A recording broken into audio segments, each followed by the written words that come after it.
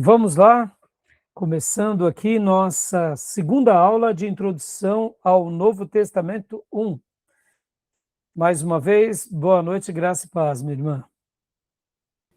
Boa noite, graças Pai.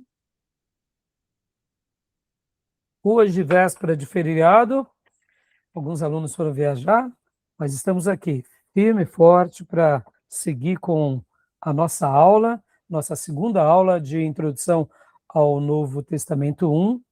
Começamos falando na primeira aula sobre período interbíblico. Hoje vamos dissecar um pouco melhor. Na primeira aula fizemos uma aula introdutória, pincelando os acontecimentos principais que vão influenciar muito a criação do Novo Testamento.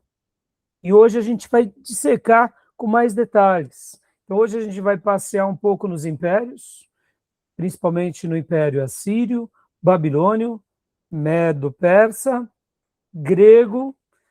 Quero gastar um tempo com relação aos Macabeus, depois a gente vai para o Império Romano. E aí sim, a gente depois vai para o cânon, vamos para os grupos religiosos daquele período, né, para as dinastias. Então aí a gente vai daqui em diante, parte por parte, né, de uma forma um pouco mais profunda. Então, né, vai ser muito legal. Hoje, eu acredito que as informações da aula de hoje serão muito importantes para a compreensão daquela cultura, daquele povo, da influência que acontece no Novo Testamento, né, ali em Israel, mas não só do Novo Testamento, mas a influência que abraça o mundo. Então, tem desdobramentos da história mundial que começaram lá atrás, atingiram aquilo que nós chamamos de plenitude dos tempos, né? Porque o maior advento da história é o nascimento de Jesus, a morte de Jesus e a ascensão dele, ressurreição e ascensão, mas, ao mesmo tempo, nós vemos alguns desdobramentos na história que acontecem até hoje, né? Então, vai ser muito legal. Preparei aqui uns assuntos bem interessantes. Vamos estar trabalhando muito nos slides do professor Jair Ribeiro. Inclusive, fica aqui minha palavra de gratidão, porque além dos slides que nós estaremos mostrando aqui, eu já passei para vocês também os materiais e os textos extras que ele disponibilizou para nós, para que a gente possa se aprofundar sobre esses temas, tá bom? Então, como é costume, gosto de avisar sempre que as nossas aulas são gravadas, para que os irmãos possam estar utilizando esse material depois. Gravamos também para os alunos em EAD, para que essas aulas sejam parte também do currículo. E gravamos para abençoar o maior número de irmãos, irmãs, professores, seminaristas, pastores, onde quer que essas aulas cheguem. Tá bom? Quem quiser fazer o curso, entrar em contato conosco, temos aqui nas descrições desse vídeo os nossos e-mails, ou me mande um direct do Instagram. Essas aulas, se você estiver ouvindo em algum podcast, em áudio, saiba que você pode ver essas aulas pelo YouTube, no meu canal, ou pelo Spotify, em aulas de teologia também, no meu nome. Aí você vê essas aulas. Então, nessas duas plataformas, no YouTube, no meu canal, na parte de podcasts, e também em aulas de teologia, no Spotify, você consegue assistir essas aulas. Em outras plataformas, como Amazon, Apple, você apenas ouve. Também ela é replicada em podcasts em outras plataformas, em áudio. Então, fica aqui essas orientações. Então vamos lá, minha irmã. Hoje, por enquanto, só a Beatriz aqui na classe. Vamos avante. Os demais alunos depois assistem. Então, minha irmã, leia para nós um texto bíblico, que é o Salmo 119, 18, por gentileza. Vou compartilhar aqui na tela com vocês, ou com você. Salmo 119, versículo 18. Pode ler para nós, por favor? Desvenda os meus olhos para que eu veja as maravilhas da tua lei. Glória a Deus. Isso é um texto lindíssimo. Possivelmente, ou Davi ou Esdras, né? Segundo a tradição, Salmo 119 foi escrito por Esdras. Eu tenho minhas dúvidas, mas pode ter sido, porque ele foi um grande escritor. Mas eu também penso que Davi era alguém apaixonado pela Bíblia, como Esdras, né? Na NVI está assim: abre os meus olhos para que eu veja as maravilhas da tua lei. Que assim seja conosco. Que tudo que aprendermos na vida, de todas as áreas, que nós possamos, eu diria, consagrar a serviço do Senhor. E que, sobretudo, a palavra do Senhor seja o nosso grande tesouro. Nós estaremos hoje aqui trabalhando do período interbíblico, daquele período de aproximadamente 400 anos, mas o fato de hoje mencionarmos as contribuições dos impérios, das nações, da geopolítica, da economia, né, da política e de tantas outras coisas, é para poder ver como Deus preparou o mundo para o grande advento, que seria Jesus, e depois a nova aliança, o Novo Testamento. Inclusive, perceba que a igreja só existe de verdade por causa da Bíblia. E a gente só está aqui para levar a palavra de Deus aonde Deus nos enviar.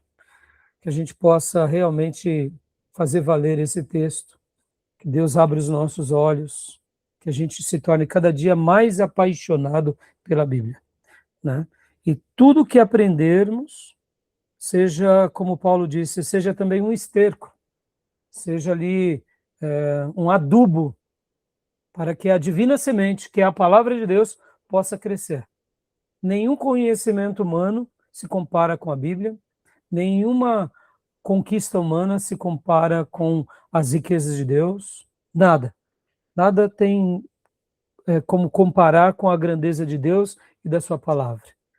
Podem ver que a Bíblia ela é eterna. Eu gosto sempre de dizer aqui entre nós, né? Então, que Deus nos ajude, abrindo os olhos, que a gente ame a lei de Deus e para que a gente pratique, tá bom? Deixa esse breve texto, porque sem a Bíblia a gente não é nada, tá bom? Então, vamos lá. Eu vou hoje dissecar um pouco sobre os impérios, né? E por que a gente está voltando um pouco aqui na Síria, na Babilônia, né? No Império Medo-Persa, no Império Grego, no período dos Macabeus e depois ali no Império Romano? Porque quando a gente sai do Velho Testamento de Malaquias e chega no Novo Testamento em Mateus, há um panorama muito diferente.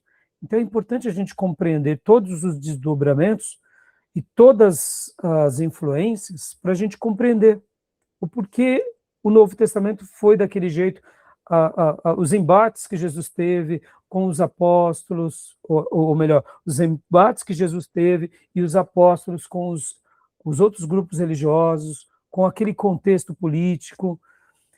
Se não tivermos essa clareza, a gente acaba caindo meio de paraquedas, né, no texto e não entende direito alguns fatos. Por exemplo, né, nos dias do Império Romano, havia o que é chamado de Pax Romana, ou seja, era um período de paz, aonde ali o Império Romano ele preservava as estradas, tinha suas guarnições para que o comércio circulasse com proteção do Império. Isso por terra e isso no mar.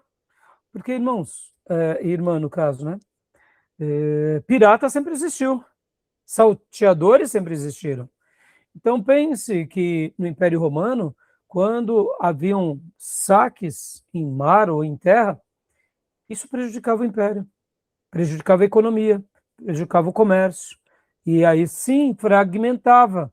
E o império fragmentado gera problemas internos, rupturas. Então perceba que Deus também permitiu com que a paz romana fosse uma bênção na proclamação do evangelho, porque os apóstolos e a igreja pôde seguir levando a palavra de Deus com segurança em qualquer território. Olha só, então algo que começa lá atrás, que tem um desdobramento nos dias apostólicos na igreja primitiva.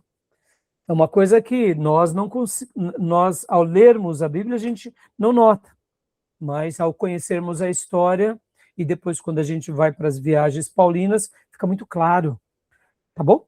Então, assim, só estou dando esse exemplo, mas são muitos outros. Então, vou aqui abrir para você, minha irmã, o slide do professor Jair, que é o slide que fala sobre o Império Assírio, tá? Império Assírio. Aqui. Vamos lá. Vamos começar com o Império Assírio.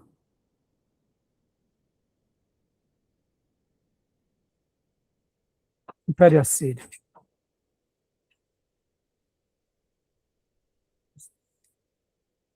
Então, esses slides foram criados pelo professor Jair Ribeiro, né, como eu já mencionei, e a gente vai estar pincelando sobre eles hoje, tá bom? Império Assírio, o cativeiro de Israel.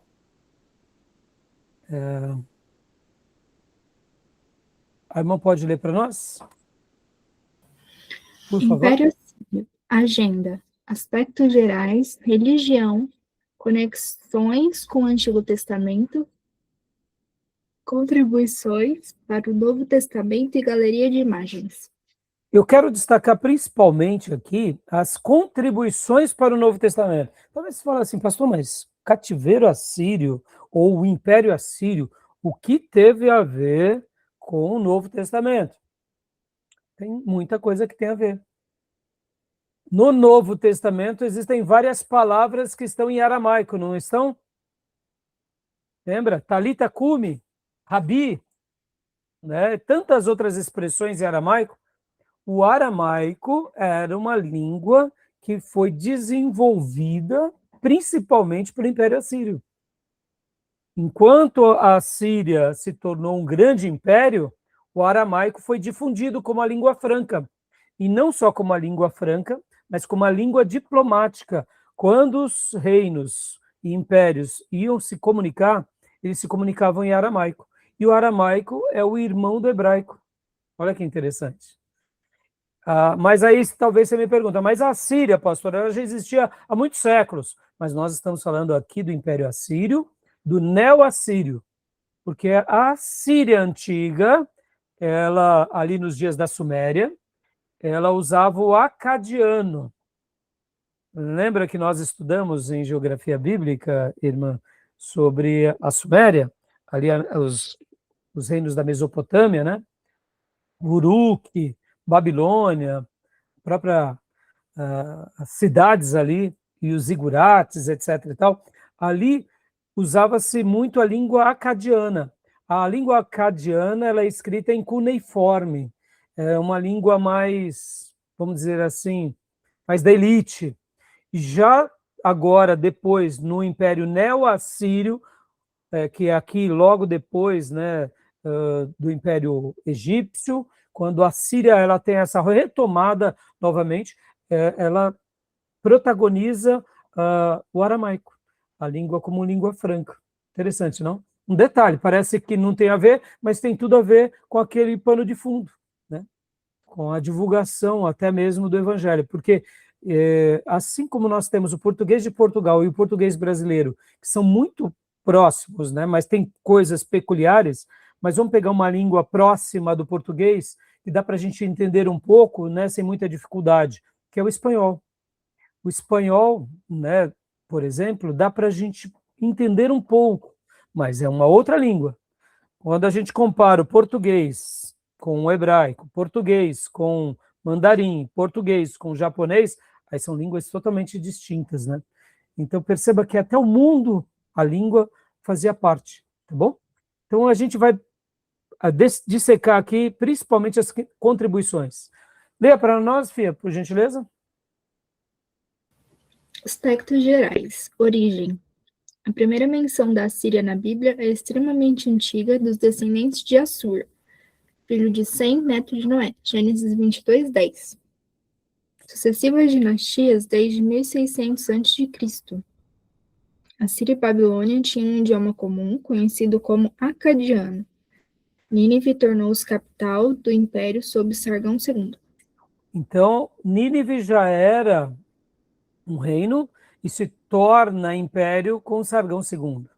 Né? Como eu disse, no mundo antigo, lá na Suméria, ela já existia, a Babilônia já existia, os acadianos já existiam. No entanto, aqui nós estamos olhando para essa Nínive aqui mais recente, né? Então, pode ver que são histórias muito antigas, tá bom? Tudo bem? Alguma pergunta, Fê? Alguma pergunta? Dúvida? Não. Então, pode prosseguir. Religião. Tipo característico. Panteísmo. Principais deuses. Assur, deus fundador da nação. Anu, que é o deus dos céus. Bel, que é Baal, senhor dos deuses. Ea, deus das águas. Sim, deus da lua. Shamash, deus sol. Istar, rainha das estrelas. E Nebo, deus da sabedoria e da arte de escrever. Era o deus protetor e patrono dos governantes assírios e babilônicos. Isaías 46:1. Olha que interessante aqui. Anu, o El, Deus dos céus. Pode ver uma semelhança à palavra em hebraico, né? Então, era uma religião panteísta que adorava vários deuses, né? Como a maioria dos povos, tá bom? Continuando aqui. Cativeiro assírio, por favor. Conexões com o Antigo Testamento. 732 a.C., reinado de Peca, o rei assírio Tiglat-Pileser III, invade o norte de Israel e deporta parte de seus habitantes. Segundo Reis 15, 29. Isso. Isaías 7, 8. Ótimo. Inclusive, só um detalhe, né? Lembrando que um dos maiores expansionistas, ou seja, aquele rei que expande o seu território, é Tiglat-Pileser III.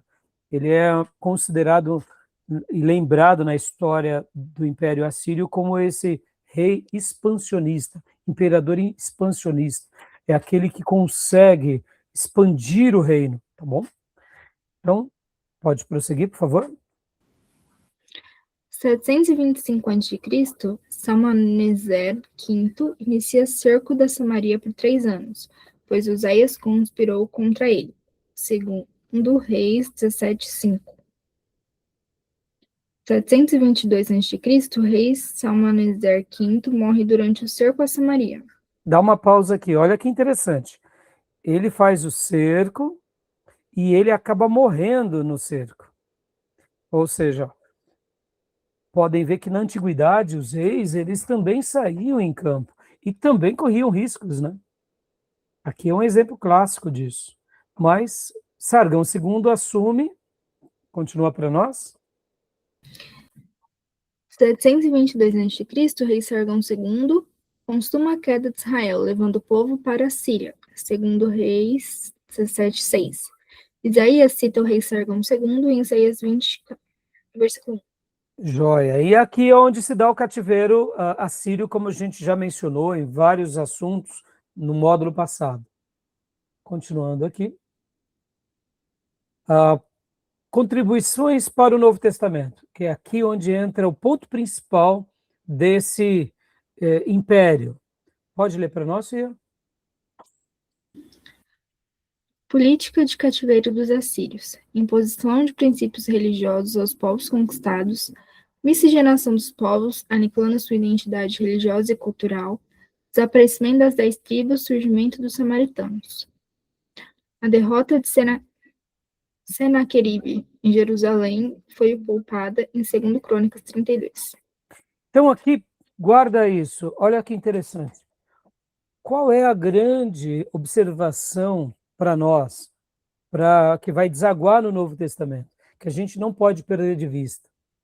Que o fato da imposição de princípios religiosos aos povos conquistados deu às 10 tribos do norte um aniquilamento da história, um aniquilamento da identidade e um aniquilamento da religião, ou seja, daquela tradição judaica na sua essência.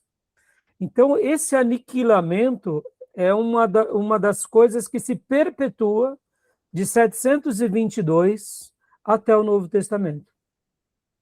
Perceba que nós estamos falando de 700 e poucos anos de história, aonde surge um novo povo, e aquele povo, no Novo Testamento, estará ali fazendo frente dos discípulos, do próprio Jesus. Então, é muito interessante isso. Quando a gente fala contribuições para o Novo Testamento, podem ser contribuições positivas ou negativas. Nesse caso, é uma contribuição negativa. Por quê? Porque surge um novo povo, que são os samaritanos. Esse povo, ao invés de eles voltarem às práticas dos seus antepassados, a influência do cativeiro assírio desfiguraram eles e fizeram com que eles agora, mesmo depois de tantos séculos, se mantivessem naquela tradição. Então aqui é uma mensagem bem interessante para nós. Podem ver que a tribo do norte, ou melhor, a tribo do sul, foi preservada. Senaqueribe é derrotado, Deus dá graça ao rei de Judá, mas ao mesmo tempo por um prazo, por um tempo, né? Porque ainda não tinha, vamos dizer assim, o povo do sul ainda não tinha, o cálice da ira de Deus não tinha transbordado, tá bom? Então, esse é uma das contribuições assim que a gente não deve perder de vista. Tudo bem, Fia? Certo? Alguma pergunta? Não, pastor. Deu para compreender muito bem o quanto isso foi prejudicial, né, para aquele povo. A gente já trabalhou bastante sobre essa questão, né? Sim. Bom, esse achado arqueológico, o Prisma de Senaqueribe, registra, né, essas histórias de Senaqueribe, tá bom? Então, vamos continuar aqui. Aqui mostra um pedaço do que foi o Império, né, assírio. Olha que interessante aqui. A Assíria antiga, daqueles períodos da Suméria antiga, dos reinos da Mesopotâmia, ali nos dias um pouco antes de Abraão, pode ver que em verde escuro, essa era a Nínive antiga, né? Pode ver, ou melhor, a Síria antiga, pegando essas regiões, Assur, Eiruk, deixa eu só aumentar aqui, não, Calu e Nínive, né? Aí aqui, no caso, de 1244 a 1208, foi quando aqui em verde um pouco, no intermediário, né, no verde escuro, está aqui esse pedaço, é agora que quando já vai se expandindo a Assíria, pegando toda essa região onde eu estou mostrando. E de 699 a 627, principalmente logo depois de Tiglat-Pileser, é quando, de fato, a Síria se torna um império, né? E ela alcança todo aqui, essa região da Mesopotâmia, e chega, inclusive, né, com seus tentáculos lá no Egito. É um domínio absoluto, né? Muitas vezes, mesmo Jerusalém não tendo caído, mas ela estava debaixo da opressão. Pagava, era como se fosse o Estado vassalo, né? Interessante, né? Então, assim, esse é um mapa bem curioso, tá bom? Alguma pergunta? Não? Não, pastor. Tá. Quando nós olhamos hoje essa região, né, Irã, Iraque, pedaço aqui da Síria, né, um pouco aqui para Anatólia, hoje Turquia e o Egito, né? É muito grande, né, irmãos? Muito grande. Bom, continuando, aqui são alguns achados arqueológicos de Assur-Banipal, o deus Baal e Gilgamesh, né? Aqui aquela enciclopédia, né? Que são alguns achados, tá bom? Aqui também Anais de Sargão II, que menciona a conquista de Samaria, mostrando nesse cilindro a conquista deles. Irmãos, irmã, né, no caso hoje, perceba que quando nós temos o conhecimento de um artefato desse, só comprova a veracidade das histórias da Bíblia, né? Porque antigamente, quando nós líamos somente na Bíblia, não tinha ainda esses achados arqueológicos. Isso tudo aqui se acha no século XVIII e XIX. Interessante, né? Bom, aqui é uma foto, um desenho montado, é claro, né? Não existia foto naquela época, mas aqui seria uma reconstrução do Império Assírio. Não parece uma cidade moderna, né? Quando olhamos, eu sei que aqui está um rascunho apenas, dá para você ver a escala, que é uma pessoa, né, nas margens do rio, um barco, né? Mas olha só, uma construção suntuosa, né? Aqui também é o tablete de Tiglat-Pileser III, menciona os tributos recebidos de Joacás, rei de Judá, também está no acervo do Museu Britânico, tá bom? Então, a maior contribuição aqui, de fato, é a criação do povo samaritano e, de fato, o que vai representar para o Novo Testamento o povo samaritano. Tudo bem? Alguma pergunta, minha irmã? Alguma dúvida? Não, Podemos pastor, prosseguir? tranquilo. Eu vou Sim. até abrir aqui o outro material do professor. O professor Jair, ele disponibiliza essa apostila, que é muito legal, Impérios da Mesopotâmia, Mesopotâmicos, né? E aqui também ele traz com mais detalhes, fica à vontade para ler, porque aqui é muito legal. Eu quero só destacar agora aqui, a página 11, aqui, olha, deixa eu aumentar um pouco aqui. Aqui é quando o rei Gel, de Israel, paga tributo ao rei assírio Salmaneser III. Então tem vamos dizer, essa tabueta mostrando que quem é o suzerano e quem é o vassalo aqui. Interessante, né? Então, deixa eu ver se tem algum outro desenho. Nebo, deus da sabedoria, né? Um achado. Vamos lá, agora para as contribuições. Deixa eu ver se tem mais alguma coisa aqui interessante. Essa apostila tem todos os detalhes. A gente não vai ficar lendo agora, né? Porque, de fato, senão a gente toma muito tempo. Isso daí é um material que eu já passei para vocês, tá bom? Então, minha irmã, ó, pode ler aqui para nós, vamos ver se tem mais algum detalhe. Leia para nós essa página, por favor. Contribuição dos assírios ao contexto do Novo Testamento. Os assírios e seu poderoso império deixaram as seguintes contribuições ao contexto geral do Novo Testamento. 1. Estímulo e desenvolvimento do comércio das rotas comerciais.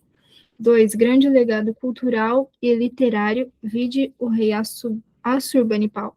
Dá uma pausa aqui, por gentileza. Eu acabei não mencionando sobre isso, né? Mas mesmo que a Síria tenha sido um império muito cruel, a gente não pode negar que o comércio, as rotas, eles abriram campos. Vocês, hoje em dia, notem como uma rodovia, ela acaba sendo uma artéria para uma cidade. Já notaram? Uma rodovia, uma grande estrada, gera riqueza, gera negócios, né? Cidades são construídas nas margens. Então, mesmo que tenha sido um império cruel, não deixa de ter tido progresso, e também a questão da cultura, da literatura, porque o rei Assurbanipal, ele também teve durante a sua dinastia, ele montou uma biblioteca contando as histórias, inclusive da Suméria. Hoje, muitas coisas que nós sabemos da Suméria foi descoberto por causa, você vê, querendo ou não, do acervo da biblioteca que ele criou. Então, perceba, né, Beatriz, olha que interessante. Um achado arqueológico é diferente de um texto histórico. Por exemplo, a Bíblia não é um livro histórico, ela contém história. Mas vamos pegar agora um material como o de Flávio Joséfo, a História dos Hebreus. É um tratado histórico.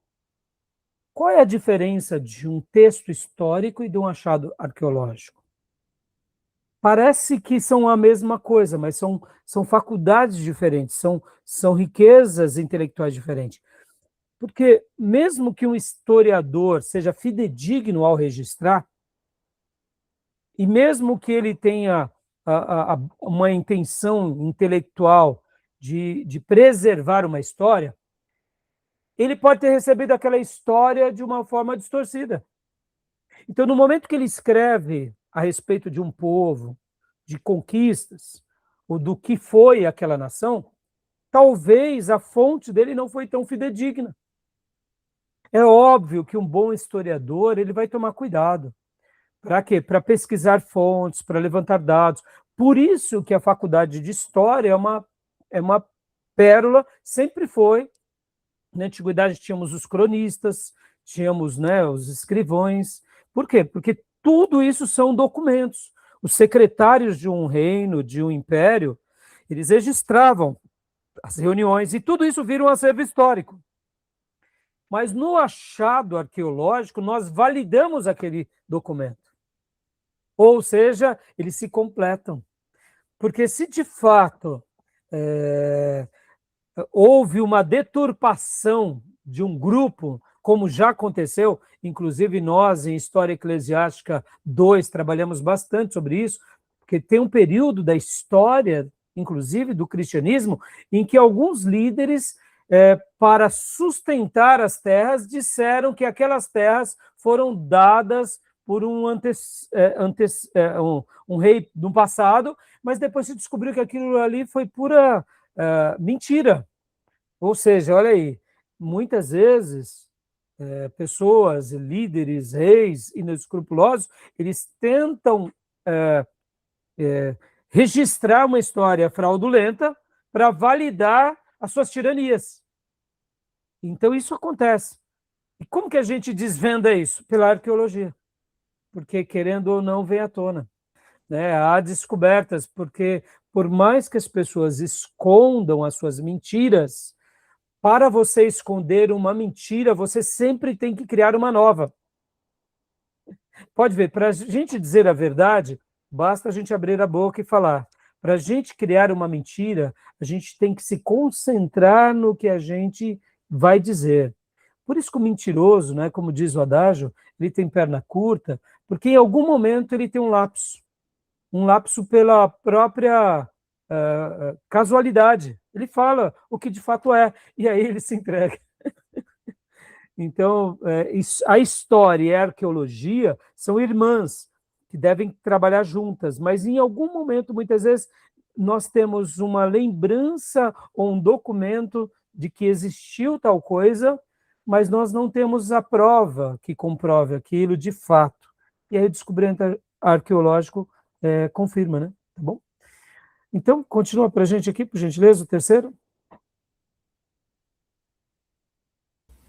Imposição do seu politeísmo às nações subjugadas. Aqui é aquela contribuição negativa, né? Pode ver que se perdura.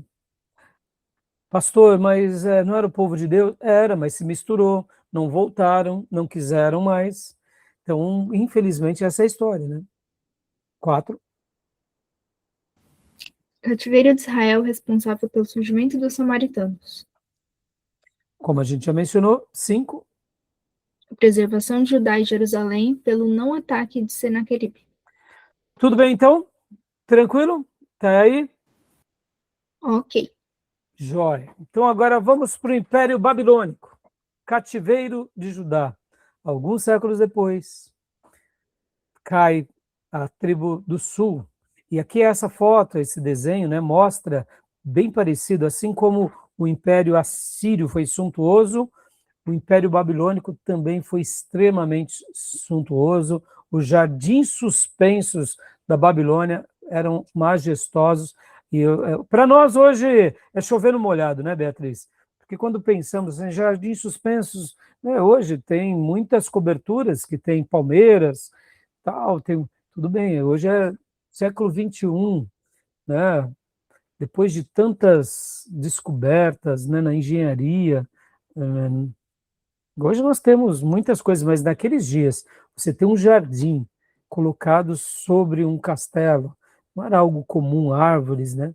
Então, assim, a gente percebe como era glorioso no sentido humano, exuberante, né? O Império Babilônico, tá bom? Então, vamos ler um pouquinho,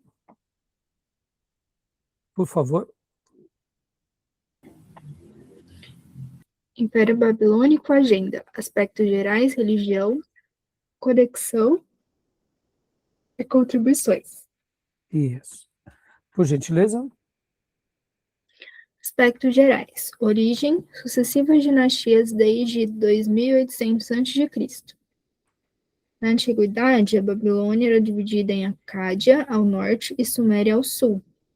O período neobabilônico ou caldeu é de 626 a 539 a.C. Então, deixa eu fazer aqui uma ressalva.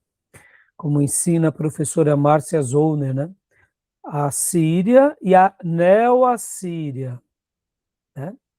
Temos essa diferença, Babilônia e Neobabilônica, né? Então perceba que 2800 a.C. já existia, já tinha suas dinastias, era dividida em Acaia ao norte e Suméria ao sul. Então, aqui nós estamos falando da Babilônia antiga, que também já era forte.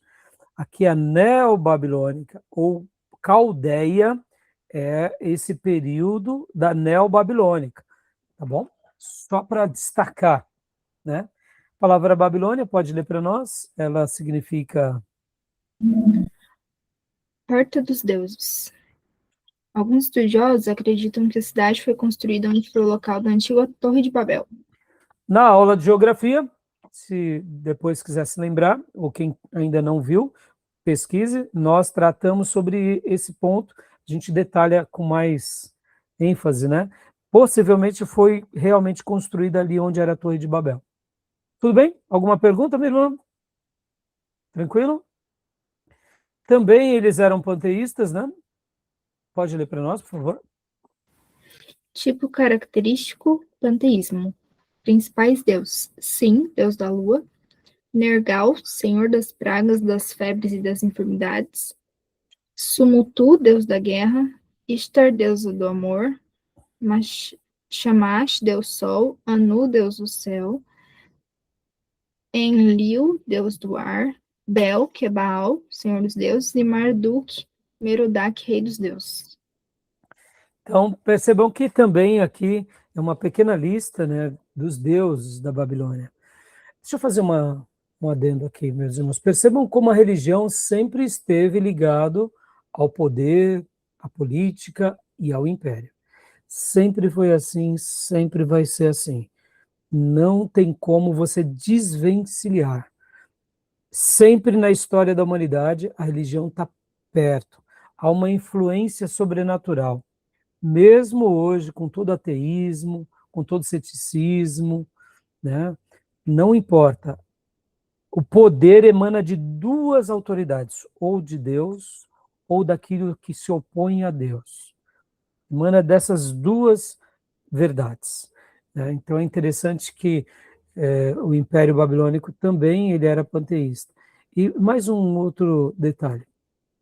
Quando a gente pensa nesse período dos imperadores, dos reis, ser um rei e viver debaixo de uma monarquia já era alguma coisa muito séria. E um império ainda muito mais sério. Porque o imperador, como rei, eles tinham o poder de fazer o que eles bem entendessem. Mesmo que eles fossem tiranos, eles tiravam a vida das pessoas. Para nós hoje, né, que vivemos numa democracia, isso é algo impensável. Mas quem vive debaixo de uma autocracia pode ver que muda muito. Nós, que somos brasileiros, que temos a nossa democracia, com todas as nossas dificuldades, por pior que seja um presidente, ele não pode cometer certos delitos, senão ele é arrancado dali. Numa autocracia, como é o caso da Venezuela, por exemplo, percebam o quanto o presidente da Venezuela não causou, né, tanto ele quanto o antecessor, quanto o povo venezuelano, em nome, né, de uma democracia. Olha como que já é sério. E no mundo antigo, que era o rei? O rei era muito temido, porque a vida e a morte dos outros estavam sobre ele. E mesmo que a pessoa fosse um comerciante ou uma pessoa ilustre, poderia tudo perder do dia para a noite. É claro que o rei, ele não fazia as coisas de forma impensada, porque se ele mexesse com o rico, os outros ricos se uniam e o destronavam. Mas perceba como é, a geopolítica e as influências do mundo antigo são muito diferentes do que a gente imagina hoje. Quando a gente lembra do Império Romano, por exemplo, nos dias de Jesus, eles eram muito temidos porque, de fato, eles dominavam sobre a Judéia. Mesmo que os judeus daqueles dias eram vistos ali como um povo amigo, mas os soldados romanos não, eles podiam fazer algumas coisas muito ruins com os judeus e eles estavam ali protegidos pela tutelaria romana. Perceba como eram épocas cruéis essas épocas, né? Tá bom? Só comentando isso porque nós que vivemos, né, na modernidade, na pós-modernidade, a gente não tem noção do que é isso, né? Nós não sabemos viver essa dimensão, né? Hoje, mesmo com todos os problemas que temos no mundo, ainda assim o mundo melhorou muito, né? Com exceção, é óbvio, das autocracias e das ditaduras. Porque nas ditaduras a gente vê um pedacinho do que era essa monarquia ou desses impérios, né? Bom, então, continuando aqui. Aqui é, no caso, o período, né, Império Babilônico, conexões com o Antigo Testamento. Aqui seria quando cai de fato Jerusalém, né? Nabucodonosor, pode ler para nós, por gentileza? Cativeiro de Judá. Segundo Reis 24, do 1 ao 7, a primeira invasão. Segundo Reis 24, do 8 ao 16, a segunda invasão. Segundo Reis 25, do 1 ao 11, a terceira invasão. Fornalha ardente, em Daniel 3, 13 ao 25. Evil-Merodach, segundo Reis 25, 27. E Nabonido e Beltesazar, Daniel 5. Inclusive, em geografia bíblica, nós trabalhamos bastante sobre os achados arqueológicos, porque como a Bíblia fala, né, que, de fato, o Império Babilônico cai com Belsassar, historicamente só tinham documentos falando que o rei era Nabonido, o imperador da Babilônia. E aí, durante muitos séculos, foi questionado, porque a Bíblia registrava Belsassar. E aí nós temos achados arqueológicos mostrando que Nabonido, ele acaba saindo do trono e deixa Belsassar como o príncipe regente, né? Como aquele que cuida da Babilônia durante muitos anos e cai com ele. E os achados arqueológicos mais recentes comprovam, mostrando mais uma vez a veracidade da Bíblia, né? Aqui tem o cilindro da conquista de Jerusalém, está na faculdade de Yale, nos Estados Unidos, né? Ou melhor, eu acho que é isso. Tá bom? E aqui, alguma pergunta desses fatos, né? A gente já trabalhou isso em Antigo Testamento, mostrando que a queda da Babilônia não se dá num único momento. 606, 605, 597 e depois 486, e realmente são os momentos, tá bom? Sim. Alguma pergunta, Fia? Não. Não? Vamos lá, prosseguindo. Política do cativeiro, as contribuições para o Novo Testamento. Preservação da identidade judaica, início da diáspora judaica, suprimento financeiro para retorno dos pobres a Judá, surgimento das sinagogas e surgimento do escribismo sagrado que supriu a falta de cópias da Torá. Exato. Então, olha só, queria destacar agora aqui uma coisa que enquanto eu preparava a aula para vocês, né? Assim como o Império Assírio, a maior contribuição é a lembrança do aniquilamento da história, da identidade, da religião, da fé, né, desse povo. Na Babilônia, no Império Babilônico, nós temos também uma contribuição muito grande. Porque, olha só, deixa eu só destacar esse ponto.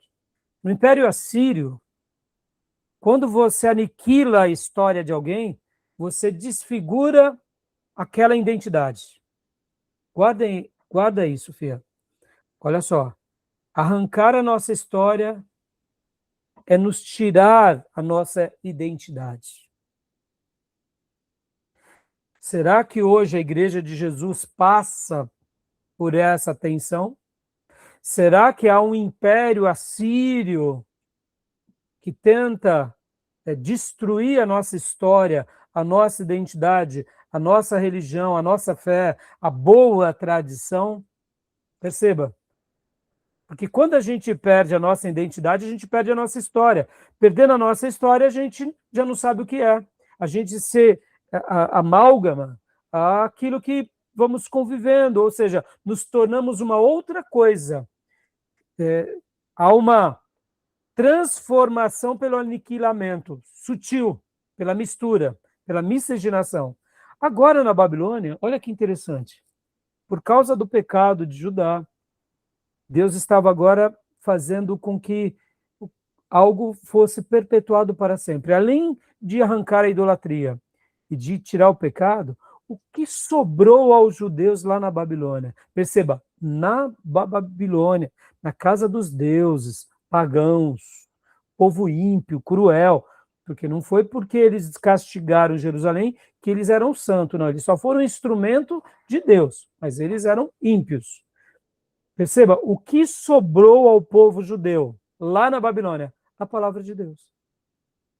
Ou seja, Deus estava ensinando que na Babilônia o que deve ecoar, erigir, nascer é a palavra dele entre nós. Enquanto o povo estava no seu templo, na sua terra, se misturaram com os outros povos e se perderam no pecado deles. Agora Deus dá uma lição para eles na Babilônia, e lá na Babilônia Deus preserva a identidade, mas sobretudo o que sobra para eles agora é a palavra. Não tem mais templo, não tem mais sacrifício, não tem mais festas gloriosas como faziam, só sobra a palavra. Palavra, palavra, palavra, palavra. Aonde? Na casa dos judeus, principalmente começando por quem? Pelos líderes ali que se reuniam em casa. E ali nasce a sinagoga, nasce a grande sinagoga. E olha que interessante, o único ministro oficial que teve voz autoritativa entre o povo de Deus agora foram os profetas. Agora eu pergunto, na tribo do norte, Deus levanta uma escola. Eles dão ouvido? Não. Caem pelo cativeiro assírio. Deus continua levantando profetas, discípulos daquela escola, de Elias e Eliseu, na tribo do sul. Eles dão ouvido como deveriam? Não. E o que acontece com tantos os profetas da tribo do norte quanto da tribo do sul? São humilhados, são desprezados, são desconsiderados, são mortos. Mas agora, lá na Babilônia, são os únicos oficiais respaldados por Deus para reestruturar todo esse povo. Pastor, mas não tinha sacerdote, não tinha levita? Tinha, mas eles estavam trabalhando debaixo de quem? da autoridade dos profetas. De quais? Daqueles profetas da escola de Elias e Eliseu que desprezaram, dos antigos profetas como Samuel, Jeremias, Isaías e tantos outros. Mas principalmente aqui a gente vê Daniel, Ezequiel e Esdras. Interessante, não? Aquilo que outrora não valeu nada, agora era o tudo. Agora sobrou apenas o quê? A palavra, e sobrou apenas os profetas, lá na Babilônia. E aqui que nasce na sinagoga, tá bom? Olha só, então, maior contribuição, palavra, profeta, sinagoga. E aqui a gente sabe que também surge aquilo que é chamada grande sinagoga, né? Tá bom? Interessante isso, né, Fia? Ou seja, nessa Babilônia, o que importa para nós? A palavra e a voz dos profetas. Os profetas que Deus deixou um dia. O que mais? Mais nada. Templo, parede, riquezas, dinheiro em banco, nada disso importa. Pode ver que a história vai se repetindo, né? A história da igreja acontece a mesma coisa. O que sobra numa perseguição? Palavra. Povo de Deus, lavado e remido no sangue do Cordeiro. E os títulos? Enquanto há paz, enquanto há harmonia, até há briguinhas para quem vai ser o presidente, quem vai ser o líder, mas quando vem o chumbo grosso da perseguição, só sobram os fiéis, né? Interessante, não? A história se repete. Tá bom? Alguma pergunta? Tranquilo, pastor. Aqui são algumas imagens, né? O tablete da Babilônia relata a queda de Jerusalém, o exílio de Joaquim, a ascensão de Zedequias. Crônica babilônica menciona o rei Joaquim, seus filhos e os homens de Judá, ao acervo do Museu Britânico. Isso tudo são achados arqueológicos. Aqui é um desenho, né, que mostra esse período, tá bom? Aqui falando um pouco sobre o cativeiro, não vamos ler agora, isso tudo a gente já viu na matéria de introdução ao Antigo Testamento, tá bom? Mas só para passar rapidamente, né? A primeira invasão em 605, a segunda invasão em 597 e a terceira invasão em 586, tá bom? Leia para nós esse slide, filha, por favor. O exílio judeu na Babilônia. Diametralmente diferente dos assírios. Os exilados viviam em bairros na Babilônia. Podiam permanecer morando juntos, tinham certa liberdade política e religiosa, podiam manter tradições culturais e religiosas, ajudaram a construir edifícios, trabalhavam na agricultura ou comércio, muitos enriqueceram e nunca mais voltaram para Jerusalém, judeus da diáspora. É aqui que nasce, né, o chamado judeus da diáspora. Essa palavra diáspora é dispersão. Então, perceba como Deus sempre quis com que o seu povo fosse aquilo que Moisés tinha dito, uma nação santa, sacerdócio real, povo escolhido entre todos os povos da terra. Se nós não vamos por o amor, nós vamos de alguma outra forma. E aqui é a prova disso. Tá bom? E a história se repete. Isso vale para nós, inclusive, principalmente com a Igreja de Jesus. Quem cumpre essa missão de proclamar o reino de Deus entre a terra de uma forma muito linda é a Igreja. Né? No Velho Testamento a gente vai ver muito pouco isso. Os judeus, eles acabavam se perdendo com eles mesmos. Eram todos os judeus? Eram todos os períodos? Não, claro que não. Olha a escola dos profetas. Muitas vezes um profeta era levado para lugares distintos, né? Pode ver que o próprio Elias e Eliseu têm experiências transculturais. O foco deles era em Israel, né? Principalmente a tribo do norte. Mas Jonas é uma exceção, que vai na marra. Mas mesmo assim vai. Mas a igreja cumpre bem esse sacerdócio, tá bom? Por isso que quando o Novo Testamento mostra que a igreja é o Israel espiritual, tem sentido. Nós somos os israelitas espirituais.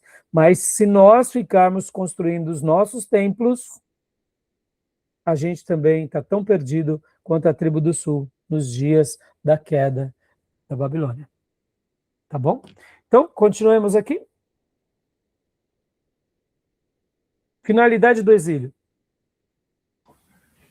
Consequência direta do pecado, idolatria. Cativeiro, punição e educação. Nabucodonosor, instrumento de Deus para corrigir a idolatria dos judeus.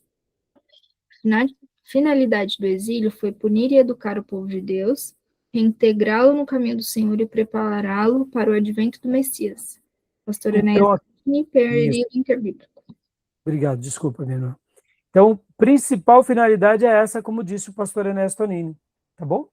Profetas do exílio, olha, lembra que eu falei? Quem foram as vozes de autoridade, autoritativas no exílio? Aqueles que um dia foram desprezados. É claro que Daniel não foi desprezado, porque agora eles precisavam de um servo de Deus. Mas os patronos de Daniel lá atrás foram desprezados na tribo do norte e do sul. Pode ver. Ezequiel foi prestigiado. É óbvio. Agora você não tinha mais nada, você precisava de um alento. Quem foram os alentos de Deus, né? Mas pode ver, Jeremias, o quanto sofreu, porque ele pega essa transição, né? E o próprio Isaías, que tinha sido alguém que já tinha falado sobre que Deus restauraria, né? Então, é muito legal. Leia para nós essa frase aqui, filho. Olha que legal.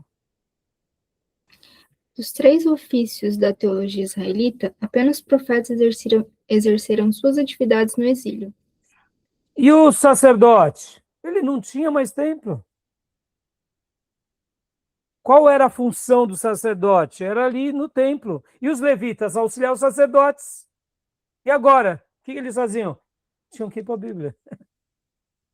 Nas suas casas. Junto com os seus irmãos. E ali nasce a sinagoga.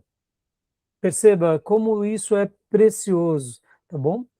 Então, como eu disse, as vozes proféticas no exílio, Ezequiel, Daniel, Jeremias, Isaías, né? Só que Isaías 150 anos antes. E aqui pode ler para nós, por gentileza. A função profética durante o exílio caldeu foi decisiva na vida dos judeus. E podem notar que a partir do exílio da Babilônia, lembra que eu falei? A Babilônia, o que sobrou como a maior riqueza para o povo judeu? A palavra de Deus. E os ministros? E os oficiais? Os profetas. Quem agora vai ser a voz autoritativa para conduzir no regresso e na reconstrução? Profeta Ageu, profeta Zacarias. E quem mais? Escribas Esdras. Ou seja, percebam que agora a palavra de Deus está no centro. A palavra de Deus é colocada da forma que deveria. Glória a Deus, né? Você vê, Fia, a história se repete. É a palavra. Tiramos ela da nossa vida, podemos ter tudo, não teremos nada. Colocamos a palavra de Deus no centro, praticando, temos tudo. Tá bom? Então, para a gente concluir, aqui são a vida dos que ficaram em Judá, né? Gedalias, ordenado rei de Judá, Jeremias 40, Jeremias, por ordem de Nabucodonosor, ficou em Judá, Jeremias 46, Gedalias é assassinado por Ismael, 41:10, Jeremias, Joanã tenta vingar a morte de Gedalias, mas não obtém êxito completo, Jeremias 41:11, temendo represárias da Babilônia, parte do povo foge para o Egito, levando junto o profeta Jeremias, tá bom? Então, assim terminamos também essa parte. Alguma pergunta, minha irmã? Não? Não, pastor, tranquilo. Hoje a gente está trabalhando um pouco mais, e como eu disse, né, não tanto para você quanto para os demais alunos que hoje não estão aqui, mas vejam depois todo o material que eu já passei para vocês, inclusive deixa eu compartilhar rapidinho, só para mostrar mais uma vez, né? Vocês podem estar baixando esse material. Deixa eu só mostrar mais uma vez. Onde está? Está aqui, ó. Olha aqui, a lista de material, tá? Que o professor Jair passou para nós. Então, deixo disponível lá no nosso Drive, tá? Então, temos muitos textos, isso aqui é legal. Temos textos e os slides. A gente só está trabalhando nos slides, então qualquer dúvida, leiam os textos e podem me chamar no WhatsApp, tá bom? Então, tranquilo, minha irmã? Vamos para o nosso intervalo? Bora. Bora para o intervalo. Depois a gente vem para o Império Medo-Persa, Império Grego, e, se Deus permitir, logo depois do Império Grego, a gente vai até os Macabeus. Império Romano não vai dar para a gente trabalhar hoje. Mas se a gente conseguir hoje, pelo menos, entrar nos Macabeus, vai ser muito legal. Tá bom? Então, vou parar a gravação, a gente volta em 5 minutos, tá bom? Tá certo. Alguma pergunta, alguma dúvida? Não, pastor Ernesto Tonini, ele explicou bem também esse início, assim, no período interbíblico. Questão dos idiomas, né, ali da mistura do aramaico com o hebraico, toda essa E, questão. inclusive, né, Fia, você vê que coisa impressionante. Na minha opinião, a grande contribuição positiva do Império Assírio é a divulgação do idioma. Porque, perceba, teve uma contribuição negativa, que é o surgimento dos samaritanos. Em toda lição negativa, a gente pode extrair um positivo. Como assim, pastor? O que nunca se permitir. O que nunca fazer. Então, numa tragédia, é óbvio, nós não queremos passar, mas a gente pode ver o que não fazer, o que não cometer, o que não se deixar levar. Mas, na contribuição do Império Assírio, a maior contribuição positiva foi a língua, né? Foi o aramaico, que se torna a língua franca para o Império Assírio, para o Império Babilônico, para o Império Medo-Persa, só vai ter a mudança no Império Grego. Olha que interessante. Então, a maior contribuição foi o aramaico. E o aramaico, como eu disse, ele é o irmão do hebraico, né?